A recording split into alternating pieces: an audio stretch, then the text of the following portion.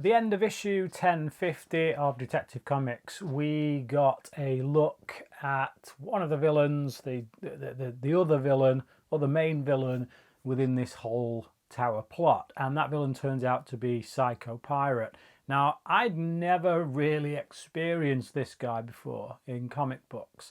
This is my introduction to him, really. I've seen the costume before, and I kind of have a faint recollection that there's something to do with Dr. Fate there, or maybe I'm just getting mixed up between his costume and Dr. Fate. Either way, they're very similar looking. But this dude, yeah, I've definitely seen the costume before, but I don't think I've ever read a story with Psycho Pirate in. We get a bit of history, a bit of backstory as to how he got embroiled in this plot, and learning about his powers as someone who, as I say, has never read a story with him in before. I like this character. I think he's kind of quirky, a bit of an oddball, to say the least. It's got to be said. And I love seeing him trying to hold everything together. He's got we've already been told there's 50 patients. There's roughly 50 patients in the tower, in Arkham Tower. So he's got all of those to try and keep in check. So this dude he's someone who controls minds. And that's basically what this whole scheme is. It's a con. It's all a big con. So basically the medicine that they're giving to these patients, it's complete nonsense. It's a placebo. It's doing nothing. It's actually Psycho Pirate who is keeping these patients calm, keeping them happy, keeping them in check. Unfortunately for him, that's quite a big strain on his mind. So he's really struggling to hold it together. So I like all that stuff. It's actually quite amusing. Stressful, though, to be perfectly honest, mostly because of Dr. Ware. So if you look at what's going on with Dr. Ware, he's got this on the side. He's doing these like little drug sales things. Now, I can only assume that the medicine, there's obviously going to be a lot of drugs making its way through Arkham Tower. So when they come in, he's got to get them back out somewhere. He's not just going to bin them. So he's clearly making a bit more profit on the side by selling them. But he's selling them to both the Penguin and to the party crashers. And things are starting to go a bit wrong. And they're both calling for money. They both want their drugs they're owed. They want the money they're owed. He's kind of bouncing off either side. In the meantime, he's trying to keep Psycho Pirate in check, doing what he's doing. On top of that, anything that goes wrong at the tower just adds to the stress. Just watching this guy on the page, just reading his...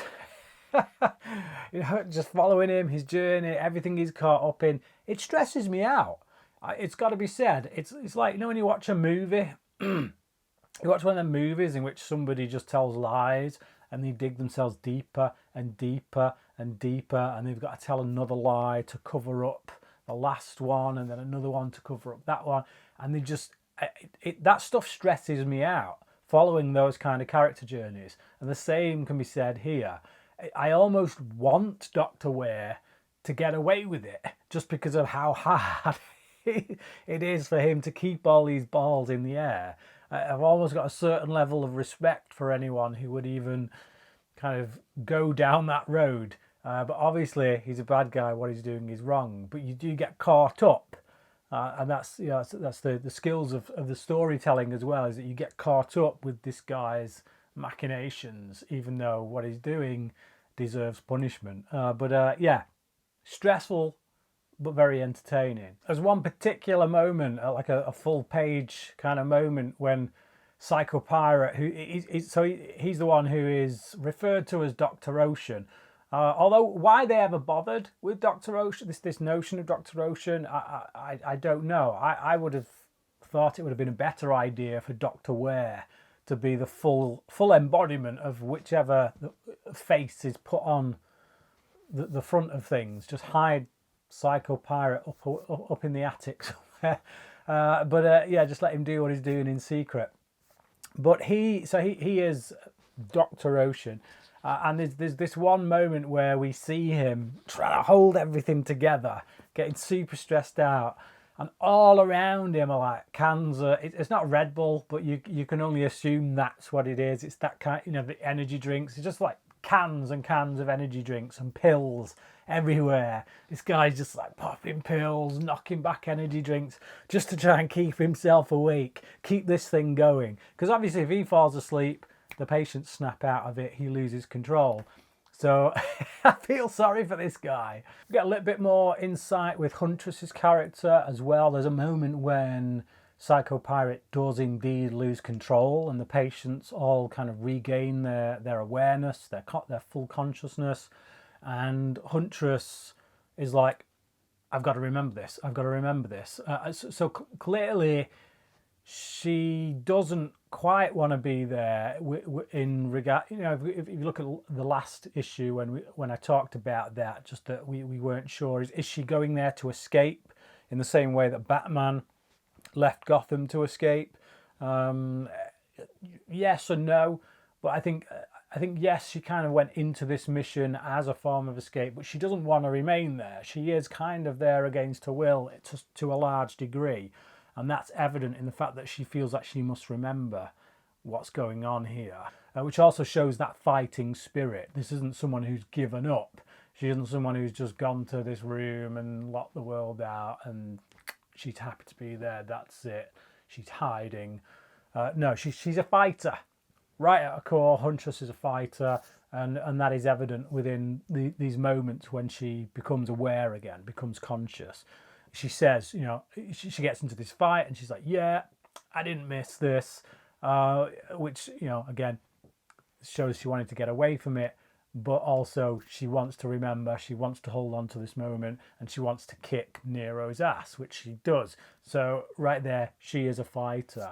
So yeah, that's, again, like I said, just a little bit with Huntress there, but it's just a bit of a carryover from what we got in the last issue. This video is brought to you by WoW Comics. Visit wowcomics.com today and order your comic books online and use this code down at the bottom of the screen, WowBry1, when you place your order, and you will get 15% off. I've teamed up with WoW Comics to bring you this video and others like it because they are a company I trust. I buy my comic books from them, so I suggest you do the same. As I say, use the code WowBry1 at wowcomics.com and get 15% off your order. In part 5 of House of Gotham, written once again by Matthew Rosenberg, we pick up the story of this kid. He's being let out of Arkham Asylum.